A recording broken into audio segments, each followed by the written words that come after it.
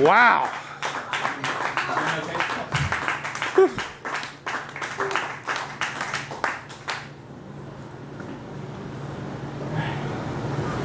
Sleep.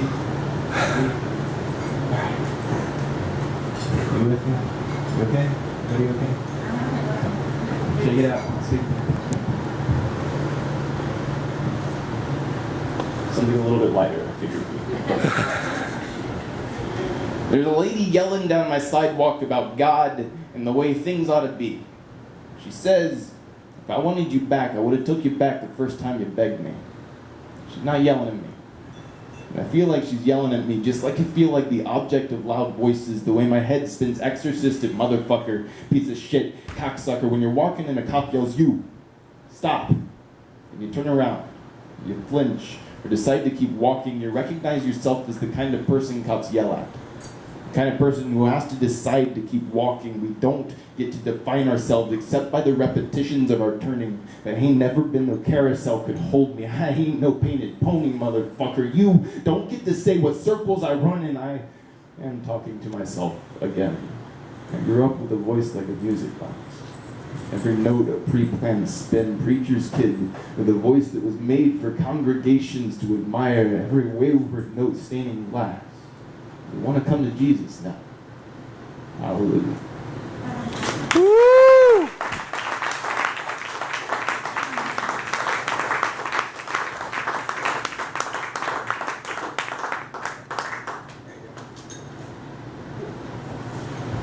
So, things that I am, yes, things that I am fascinated by. That dog's interpretations of my poems.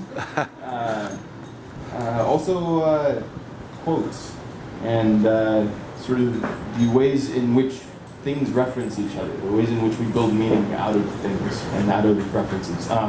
This summer I'm teaching a middle school class, which is super fascinating. I'll later be reading one of the poems that I read them. Yes. So there's 3 quotes on the back of my book. First one is by a fellow named Kevin Young, and I have the ending of one of his poems tattooed on my leg here. And it says, maybe what we need is an undead poetry. Not to take death back from poetry, but to take death back from death. A poetry of shambling power devouring everything in its path, which I think is kind of lovely. One of the other ones that I have back there is from Lewis Carroll. It's, how do you know I'm mad, said Alice. You must be, said the cat, or else you wouldn't have come here. 10 ways I know I'm a goddamn grown-up.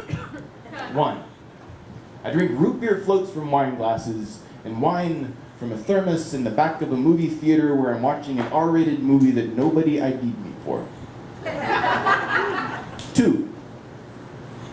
Sex? 3. Consent. 4. Even children remember the past from a distance, but now I carry it like a book bag full of texts I'm learning how to read. I find it odd that holding a thing further from my body makes it feel heavier, that memories are not a fistful of helium balloons craving a ceiling's embrace or the gradual constriction of mylar and thinning air before something gives way. 5. When barrels are made, metal bands are hammered around wood slats to keep the construction from failing under the pressure of the things it holds. When I was young, I thought language was the bands. Now I know it is the hammer. 6. The hammer is not my penis. 7.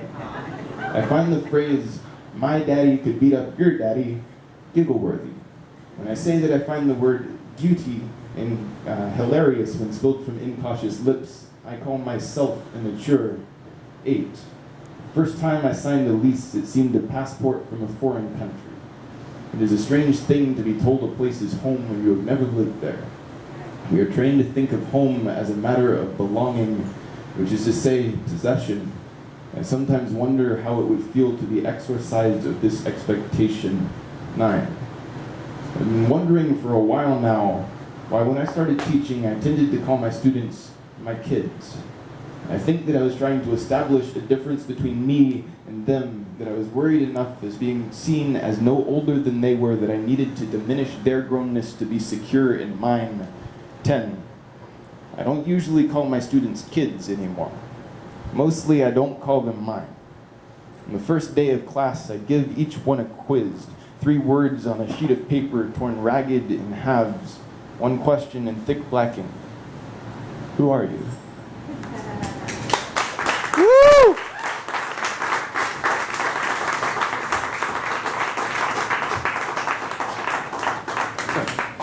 Anyone here ever heard of Alan Turing? Yeah. So, British mathematician, gay British mathematician, one of my heroes. I love him so much. On his memorial plaque beneath the statue of him, there's an inscription by Bertrand Russell. It says, "Mathematics, rightly viewed, possesses not only truth but supreme beauty, a beauty cold and austere like that of sculpture." Dear Alan, you always had a keen eye for hidden things and their interactions with light, the way leaves open with hunger, so eager to strain the sun's secrets into sugar, their green tongues hatch every way of dawn. You cracked enigma open by finding the things it could not say. No letter able to appear as itself, I find it no surprise that those most obsessed with laying the world's secrets bare are often those who cannot speak their secrets into it. That those who see the world through slatted doors are those most obsessed with uncurling all of it into lines they can see. The statue they have built to remember you holds an apple. They call it a symbol of forbidden knowledge. The day you died, they found an apple beside your bed, half-eaten. No one knows whether it fell from your hand or was set there. The examiner said your room was soured with almond scent. Your first biographer said you were attempting to retell Snow White. I doubt anyone kissed you while you lay there. I wish they had. 2 years before your death, they made you choose between a prison cell and chemical castration. Did you think of the apple when the first pill met your lips? Did you tell yourself it would only be like sleeping? Either time, did you tell yourself it would only be like sleeping?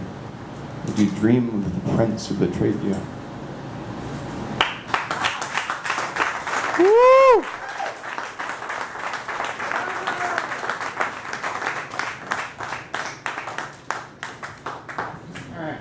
So, this is the title poem for the chapbook thing.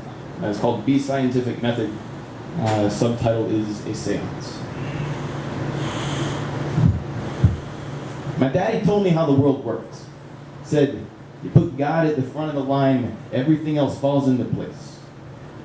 Said this driving back from night shift, bone-tired and aching knees, surgery scars, angry scenes where strangers sewed him back together. Punctuation marks across his knuckles where his prayers couldn't hold him still. Taught me to bash my head against problems till they give in, or it does. Said, I've been in this desert close on 30 years now. Means you got one more decade of wander before you're supposed to lead us out. Said, you know you're something special, right? Said, raise up your child in the way he should go. Said, arrows in the hands of a righteous man, so are the children of his youth. Blessed is the man whose quiver is full of them. My daddy wanted to shoot me at the world like an arrowhead. Shotgun slug, nuclear warhead full of Christ and righteous rage, burning out everything impure. And I know he don't realize how close he came to success. He grew me like a grapevine, a kudzu, like a scope, choking twist of windpipes and brick walls, a spun eye at noon, resin sticky wood burning all summer, a peat fire. Echo of lightning bubbling up sweet rot and thick smoke through dead things in swamps. Told me stories about the swamps. Places he grew up, said, you raise that heat up slow enough when a thing feels safe in water. You can kill it for a worse up nerve to jump or dry. I said, I saw a rattlesnake once, thick as my leg, sunned out like a junkie on the concrete. My daddy cut his head off with a machete, but it kept snapping until it smashed it. There's a music to my daddy's voice. I hear it in my throat more than my ears these days. Curls up my bones like a rowboat through a lock. A small thing moving to higher water. It comes out when I'm drunk.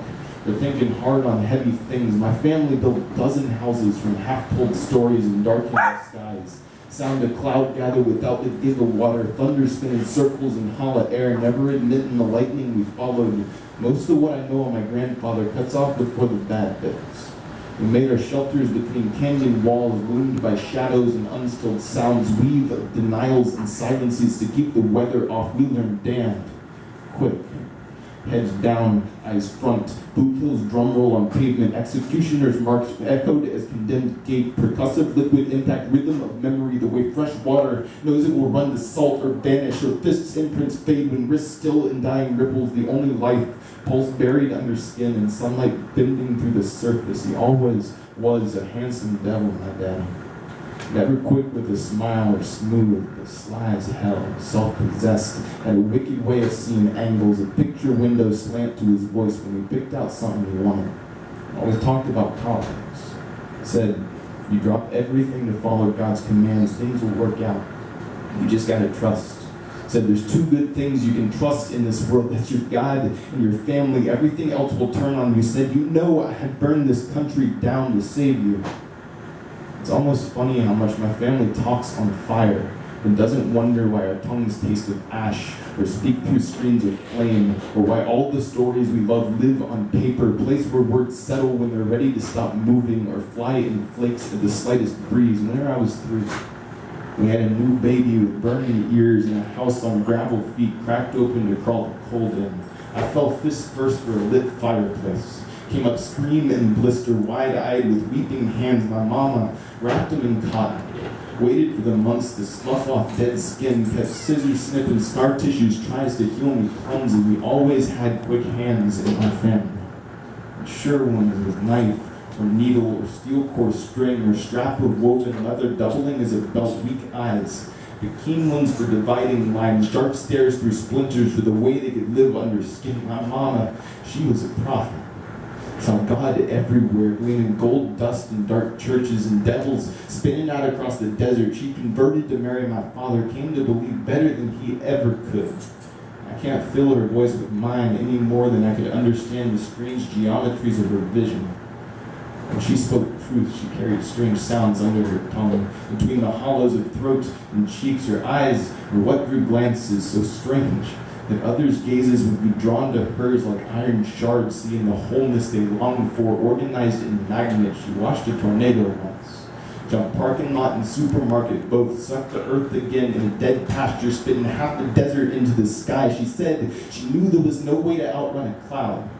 Her car's promise of protection was a dirty lie, so she stood still as a dictionary, whispering the definition of prayer into breathlessness and tight-curled hands, and watched a storm grip the earth tight to breaking. My mama, she was no stranger to stillness. Pulled the world tight around her when every horizon spun itself loose. More careful voices like thick cloaks against the cutting wind. She knew there was nothing like coincidence in the connective tissue of moments. The way they stretched tight to hold morning skeletons together. Every sunrise stretched itself aching into movement, full of traitorous grace. Every sunlit afternoon was another broken pony, acquainted with the pinch of bit to bridle. My mama kept her stories to herself. I could melt away if the sunlight struck her. Like the flowers, she never quite grew to blossom before we picked up again for our next destination, like a car on the edge of a cliff, knowing the slightest movement will shift the center of gravity. My mama had razor blade eyes and a voice like a dust storm. Taught my tongue the taste of strop and wet stuff. My mama could drink a boulder for 3 days straight, spit dry pebbles and use them to grind a knife so thin you could see through it. My mama, she knew sharp. Her wave was a sandbar, stood herself up on it every day to break every seventh, held an edge like she was made for cutting dead flesh from living. Knew how to hold stillness so close the horizon stopped spinning itself loose. She said, "This is home now." I believed her. Tried to learn me once what words are for. Nowadays, I mostly don't believe in purpose, but she was sure that words had shapes, and if I could learn them right, I could figure out how to hold them close until they shook their way to home and saved me. Tried so damn hard to save me, she like to broke something. It didn't work. She taught me how to look. I looked for salvation in a lot of places. In lovers' eyes, and scorched spoons, and fire burning under my skin from both, in crowds, in solitude, trying to drown out my silence with noise and my noise with silence. It occurs to me that I've always thought of salvation as losing myself.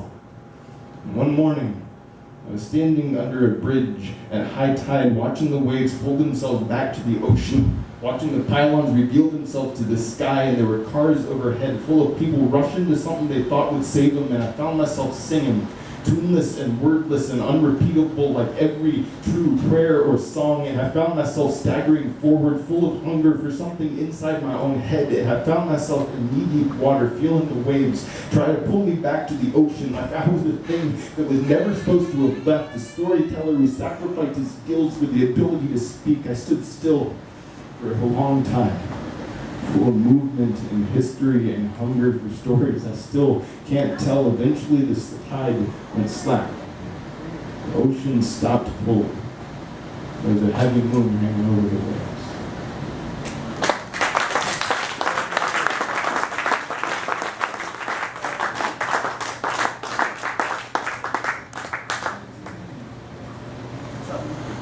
All right with y'all if I do somebody else's poem again? Sure. So this is by a fellow named David Lerner, who died a few years ago. And one of the poems in my chapbook is in response to this poem. So it's one that I get drunk and yell at bars sometimes, so for when that's great. It's called Mein Kampf. So yeah, exactly. Deliberately a lot. All I want to do is make poetry famous. All I want to do is burn my initials into the sun. All I want to do is read poetry from the middle of a burning building, standing in the fast lane of the freeway, falling from the top of the Empire State Building. The literary world sucks dead dog dick. I'd rather be Richard Speck than Gary Snyder. I'd rather ride a rocket ship to hell than a Volvo to Bolinas. I'd rather sell arms to the Martians and wait sullenly for a letter from some diseased clown with a three-piece mind telling me that I want a bulletproof pair of rose-colored glasses for my poem Autumn in the Spring. I want to be hated by everyone who teaches for a living. I want people to hear my poetry and get headaches. I want people to hear my poetry and vomit. I want people to hear my poetry and weep, scream, disappear, start bleeding, eat their television sets, beat each other to death with swords, and go out and get riotously drunk on somebody else's money. This ain't no party.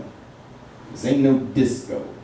This ain't no full in a grab bag of clever wordplay and sensitive thoughts and gracious theories about how many ambiguities can dance on the head of a machine gun. This ain't no genteel evening over cappuccino and bullshit. This ain't no life affirming our days had meaning as we watch the flowers breathe through our souls and fall desperately in love. This ain't no letterpress hand-me-down wimpy beatnik festival of bitching about this broken rainbow. It is a carnival of dread.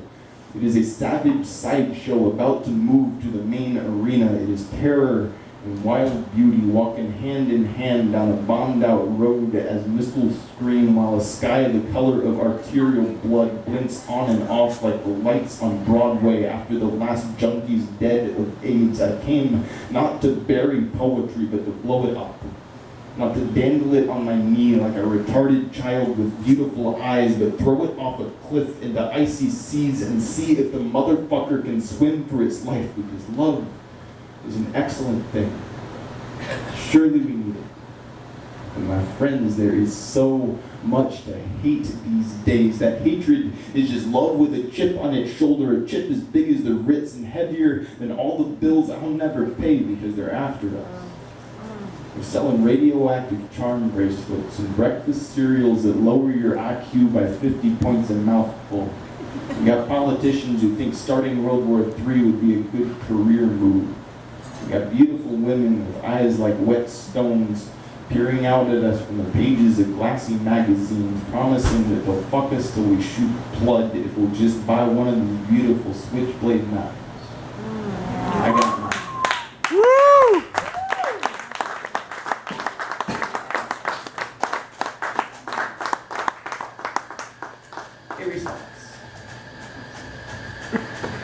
Yo, shithead, get done fucked up. The only thing more cliche than academic poetry is writing about how much you hate academic poetry. You're in good company, my friend. There is so much to hate these days. John Berryman shit himself, pissed himself, went on TV mumbling about beauty and truth through a vomit-crusted beard, wrote a dream song for every sunrise, passed out drunk every night on his way home from Harvard. The students grabbed him out of snowbanks, dragged him to the classroom, and propped him up at the lectern so he could tell them about poetry. He told the bridge to fuck off until he finished his book. Ephraim Manick saw it clear. We're trapped in the belly of this horrible machine, and the machine is bleeding to death. The sun has fallen down, and the billboards are leering, and the flags are all dead at the tops of their poles. Some of us know. If you hate a steel-plated 50-mile juggernaut, you don't spit on its machine guns. You crawl fist over fist into its guts and rip out wires till some goddamn drone blinds you with a soldering iron. Then you keep doing it by feel. How do we evaluate?